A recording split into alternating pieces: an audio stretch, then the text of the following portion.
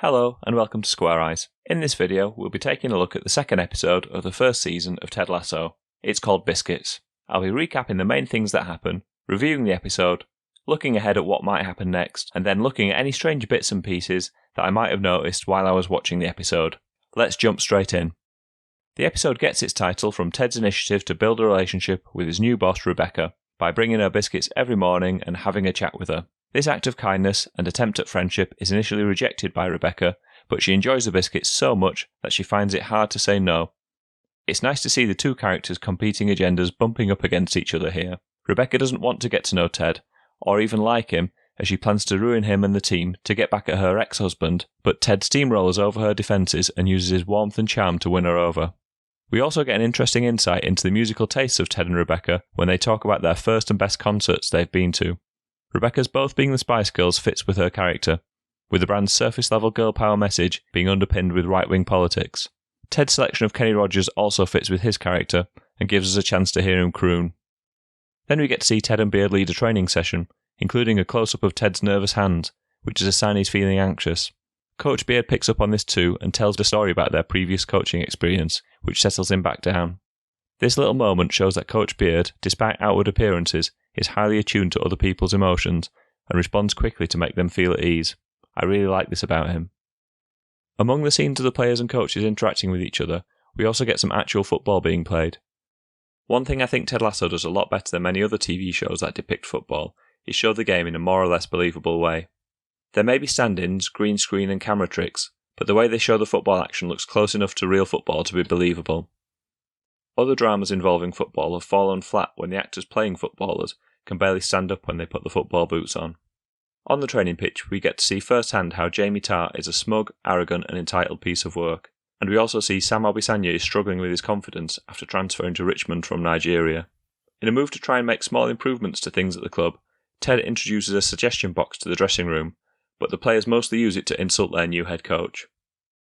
The next of Ted's attempts to improve things is a collection for Sam's birthday, which he puts Nate in charge of collecting.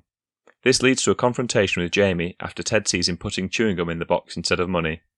The attempt to try and talk him around doesn't go to plan when Ted sees Jamie giving him a rude hand gesture as he's walking away from him. Then we get another scene in the press room, and Ted seems a lot more comfortable batting away the press pat's questions about his footballing knowledge. In the last episode he floundered when they quizzed him, but now he has pre-prepared jokes to knock back any questions that stop them digging too deep. Instead, it's Rebecca's turn to get an unexpected grilling when a journalist asks her about her husband's mistresses from the time when she was married to him. After the press conference, Ted goes back to check on Rebecca and shows her things from his care package he's received from his son to try and take her mind off the questions from the journalist. He leaves her with a toy soldier, which he says she can use as a first line of defence. We see these toy soldiers repeatedly throughout the season, and they symbolise something deeper than just a toy. Here I think it's showing Ted wanting to protect Rebecca, but maybe I'm overthinking it. Later, Ted and Keely share lunch together. This was Rebecca's suggestion to help Ted get to know how to manage Jamie Tartt better. This innocent meeting is captured by a paparazzi photographer and made to look like something more illicit. Then we move on to the first match of the season, where Richmond take on Crystal Palace. Before the match even starts, we see that fans both inside the stadium and watching in the pubs are unimpressed with their new head coach and chant abuse at him. Rebecca can be seen having a wry smile from the director's box as this takes place. I spoke earlier about the realism of the football action. The same can't be said for the actions of the fans. There's no way football fans would abuse a new manager before a ball had even been kicked, even if it wasn't a popular appointment. They might get on his back at the end of the game, but it's probably a bit unrealistic that this level of abuse would be taking place before the game even starts. Though after the team lose 4-1, it is believable that they will be getting criticised by the fans in the harshest possible terms. The commentators praised Sam Obisanya after the match, despite the rest of the team playing poorly, suggesting that Ted's birthday celebration for him improved his morale and lifted his performance levels. We also see an interesting interaction between Ted and Jamie. Ted uses the tip he got from Keely to use positive reinforcement to compliment Jamie Tartt for the things he did well in the game. Tartt's defences fall down in the face of receiving the praise, to the point where he barely notices that Ted tells him that he needs to start thinking more about the team to achieve his full potential. It's an interesting moment where we see that Ted isn't just a bumbling idiot, but actually understands people, how to motivate them, and knows how to get the best out of the sportsmen under his care. There are also signs that Ted is making small improvements elsewhere when we see that the water pressure in the showers has been improved. This is a small way of showing that Ted is taking on board the players' concerns and is trying to fix them. As well as that, he tries to improve the mood in the dressing room by throwing a party to celebrate Sam's birthday. Ted also tries to tempt Rebecca and Higgins down to the dressing room to lift the players' spirits after the defeat. She refuses unless Ted will tell her where he's getting the biscuits from, but he won't reveal his secret because he knows the biscuits are his way to buy time with her and wants to keep that collateral.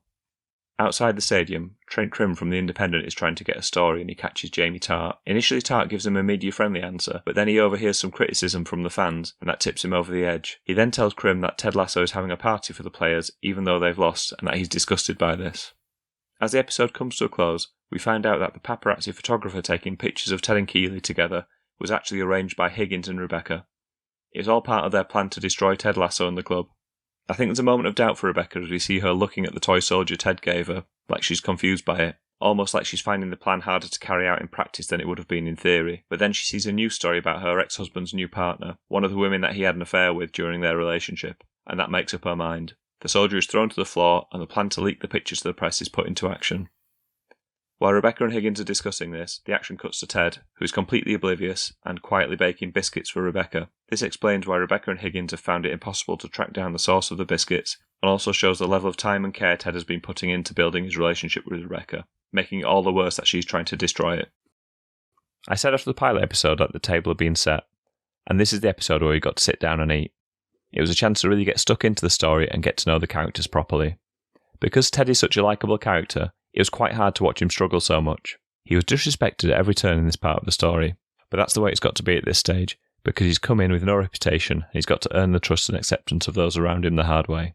One thing that's tricky about this kind of series is that you need a lot of characters to do a story about a football team, but if each episode is only 30 minutes long, then you can't get to know all the characters in much detail straight away. So there are quite a few characters that we've been introduced to at this point, but haven't really got to properly know yet. It will come in time, but I'm impatient to learn more about some of the other members of the cast. A point I didn't make in my last review, which I would like to point out now, is just how good the acting is. All of the main members of the cast deliver superb performances. Jason Sudeikis is obviously incredible as Ted Lasso, but Hannah Waddingham is also amazing as Rebecca, and, well, the whole cast really do a great job. They get the balance between comedy and drama just right. All in all, I think Biscuits is another great episode. The pilot's job was to set the scene, and the second episode needed to kickstart the story, which it does really nicely. We get our hands dirty with the story, getting to see Coach Lasso leading the team, trying to solve some problems with the dressing room, and taking charge of his first game. Things aren't going in the right direction for him yet, but we are seeing signs that he knows what he wants to do, and he can see the problems that he wants to fix. On the other hand, we, as viewers, can see that there are problems on the horizon for Ted too, so things might not be plain sailing for him. My favourite line of the episode was Ted's when he says, "I don't think you realise just how psychologically healthy that actually is," to Jamie Tartt when he rejects the idea of choosing between being a lion or a panda. Why should he when he's already Jamie Tartt? I just really liked how Jamie Tartt operates on that level of arrogance that means he won't even entertain a hypothetical question which involves him not being himself for even a second, and Ted has no response but to compliment him for it.